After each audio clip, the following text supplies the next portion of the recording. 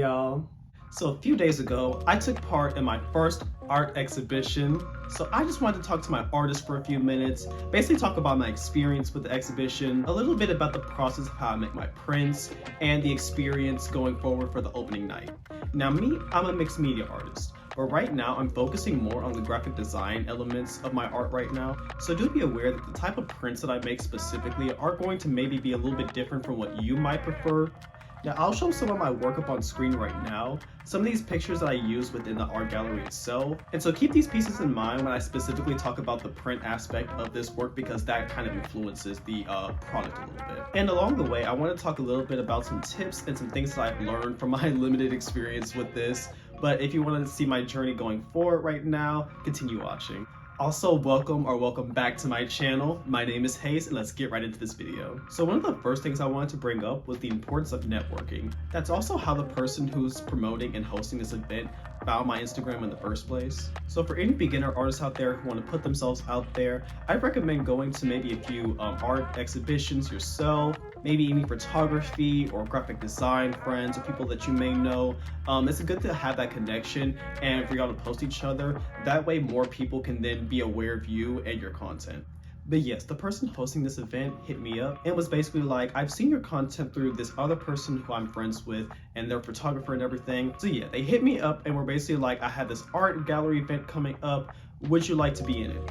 After discussing a little bit about the basic details of the event, they sent me over a link to a website where I basically filled in all my information, that being just mainly name, artist name, a little bit about myself, and the pictures that I would be featuring in this gallery. So yes, basically after being approved and submitting my application fee, which wasn't that much, mind you, a couple of days before the event, the host actually gave some of us an opportunity to preview the event, preview the space and everything, get a feel for how, things would be placed in there, how the overall building was going to be like, and basically kind of where everything was going to be. They sent us detailed plans and kind of like the different position that people were going to be in and how kind of eventually how everything was going to look like.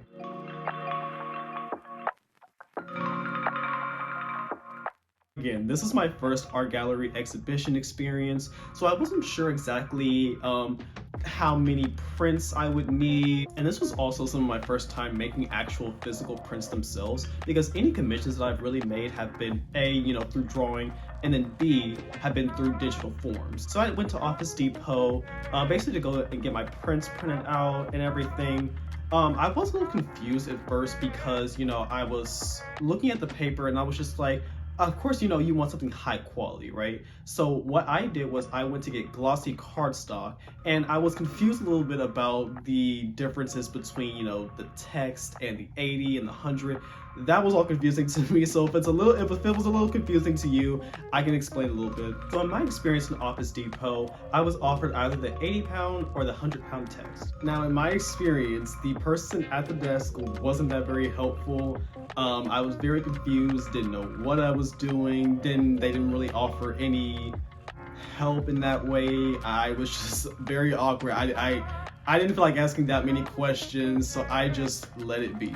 Wrong. Make sure that you know exactly what you're going in there for so that you don't make the same mistakes I did by wasting paper, going through trial and error. The main difference between the 80-pound and the 100-pound obviously being the thickness of the paper itself. It depends on how, what you're doing with that work. When I hear there's generally a 60-pound, 80-pound, and a 100-pound. The 60-pound is obviously the thinnest. The 80-pound is what I got because I didn't need something ultra thin or something super thick either. And of course I got the glossy cardstock because I didn't want something very ultra thin. I want something very professional looking, very still, nice and presentable, right? In my experience, the self-help printers weren't all that helpful. I went to those machines a few times, and each time there was often a mistake or glitch somewhere in the actual prints themselves.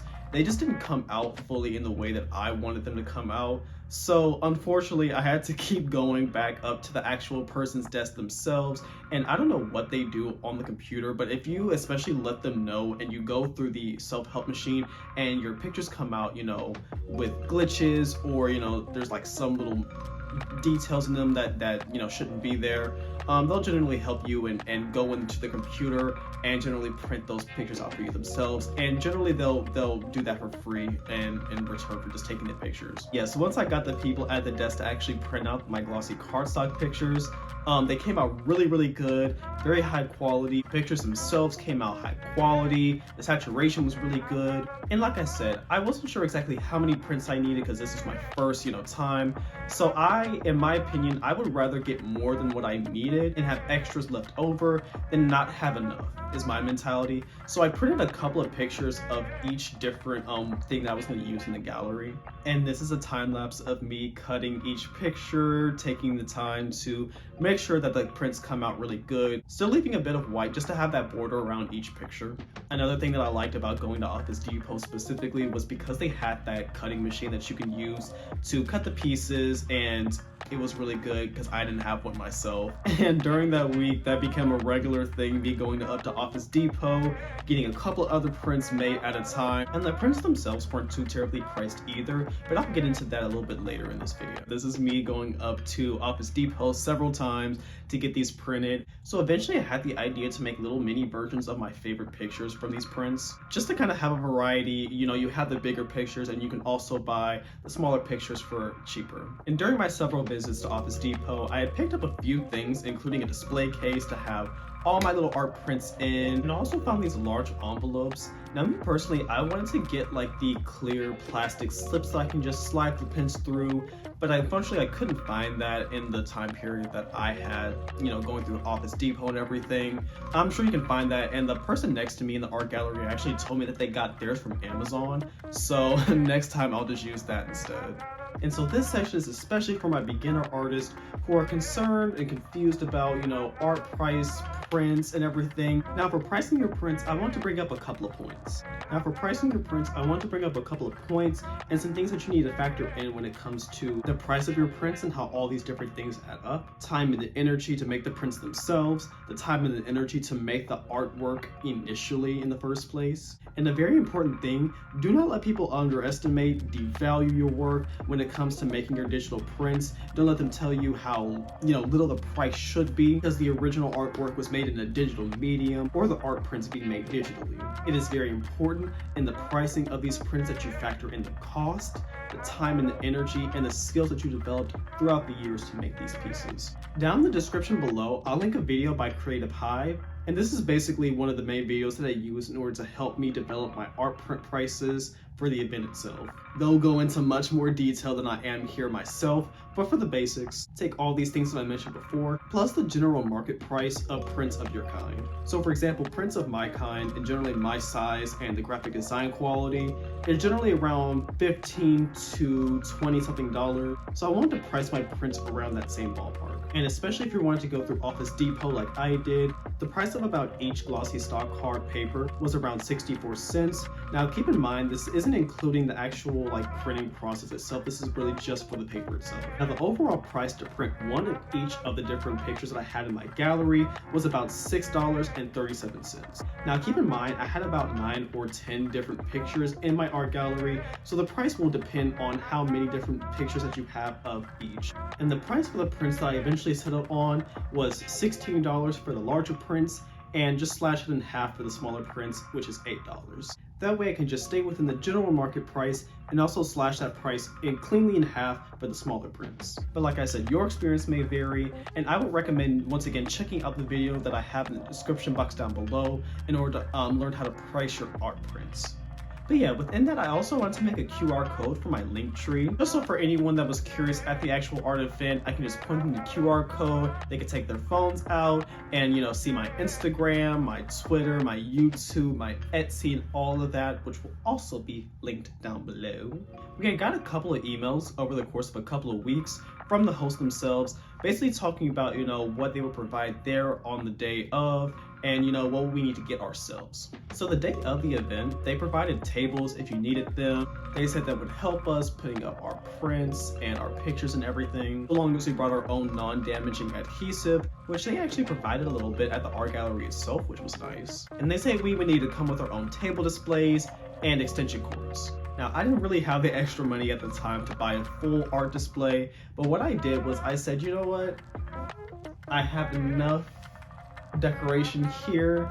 We can just take these items, put them on my art display, and it'll work just fine. And here's me trying desperately to envision how this table display would go, kind of the basics of putting everything together, seeing what works well, and how much space I would need. I did want to take footage of me actually making the table display at the actual art event itself. However, just with everything going on, the fact that we only had an hour to fully set up everything, I didn't want to feel like awkward about, oh, let me put this ring light up and record myself.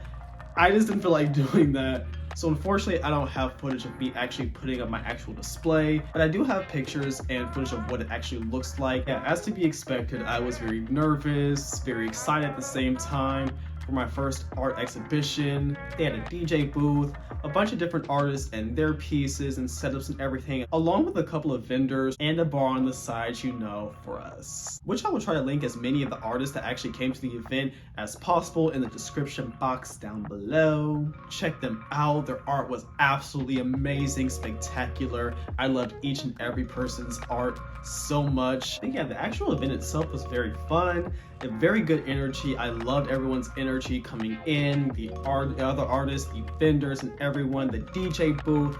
It was just a very fun environment. Here's my little display, how it came out and everything.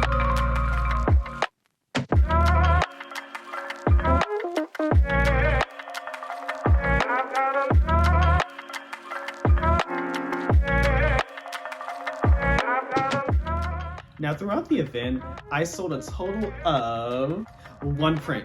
And I'm actually happy with the fact that I even sold a print at all, considering it was my first gallery. To be honest, that wasn't the point. It was mainly for experience, getting to know the environment and everything, getting to meet some really cool people, get connections. And at the end of the event, the host actually told me, you know, they were planning on doing some more of these types of events more often, maybe once every month or so. You're more than welcome to, you know, enter again and we can put your art on display again, which I will be doing. So if you're in Houston, Texas, I'll let you know about the upcoming dates for Nebula.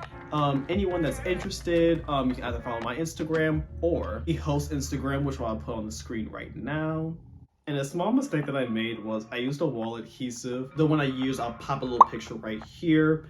And it's really good for mounting, you know, other things. I actually used it to mount up this mirror right here, which is doing a really good job. However, because, you know, my prints aren't as sturdy, some of them got stuck onto them, and especially the way that we had to take down the pictures and everything, some of them got stuck onto the front of the other pictures. But that was just the wall displays, so I'm not too terribly concerned about them. I can just throw them away. But just do be aware, I'm using tape right now for the few prints that I have in my room up. It's regular Scotch tape. So if you're wanting to put these displays up or something like these, I would go for tape first.